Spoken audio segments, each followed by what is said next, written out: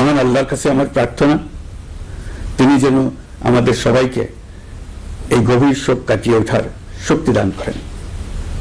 বেগম খালেদা জিয়া ছিলেন বাংলাদেশের রাজনীতিতে এক পরম মহিমান্বিত ব্যক্তিত্ব। গণতন্ত্র, বহুদলীয় রাজনৈতিক সংস্কৃতি এবং জনগণের অধিকার প্রতিষ্ঠার সংগ্রামে তার অসামান্য ভূমিকা ইতিহাসে অম্লান হয়ে থাকবে। স্বৈরাচার ও ফেসিবাদের বিরুদ্ধে তার আপসহীন নেতৃত্ব বারবার জাতিকে গণতন্ত্রহীন পরিস্থিতি থেকে উত্তরণের পথ দেখিয়েছে এবং মুক্তির প্রেরণা জুগিয়েছে। দেশ ও জাতির প্রতি তার সমুজ্জ্বল অবদান জাতি চিরকাল শ্রদ্ধার সাথে স্মরণ করবে। তার দীর্ঘ রাজনৈতিক যাত্রা, গণমুখী নেতৃত্ব এবং প্রিয় মাতৃভূমির স্বাধীনতা ও সার্বভৌমত্বকে সমুন্নত রাখতে তার অবিচল ভূমিকা অবিস্মরণীয় হয়ে থাকবে।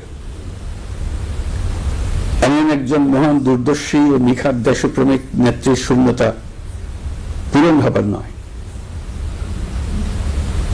প্রিয় দেশবাসী, এই শোকাবহ মুহূর্তে আপনাদের প্রতি আমার উদাত্ত আহ্বান, আসুন আমরা সবাই যার যার অবস্থান থেকে মহান আল্লাহর দরবারে বেগম খালেদা জিয়ার বিদেহী আত্মার মাগফিরাত কামনা করি।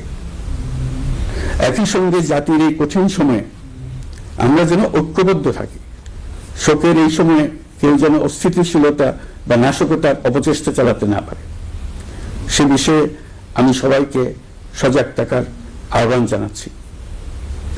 এই সময়ে আমাদের সবার দায়িত্বশীল ভূমিকা পালন করা অত্যন্ত জরুরি। প্রিয় দেশবাসী, সাবেক প্রধানমন্ত্রী বেগম খালেদা জিয়ার মৃত্যুতে আমি 3 দিনের রাষ্ট্রীয় শোক এবং আগামীকাল তার নামাজে জানাজার দিনে একদিনের সাধারণ ছুটি ঘোষণা করছি। নামাজে জানাজা সহ সব ধরনের শোক পালনে শৃঙ্খলা বজায় রাখার জন্য আমি সবার প্রতি বিনীত আহ্বান জানাচ্ছি। প্রিয় দেশবাসী, আমি জানি আপনারা সবাই এই সময়ে অনেক আবেগাপ্লুত।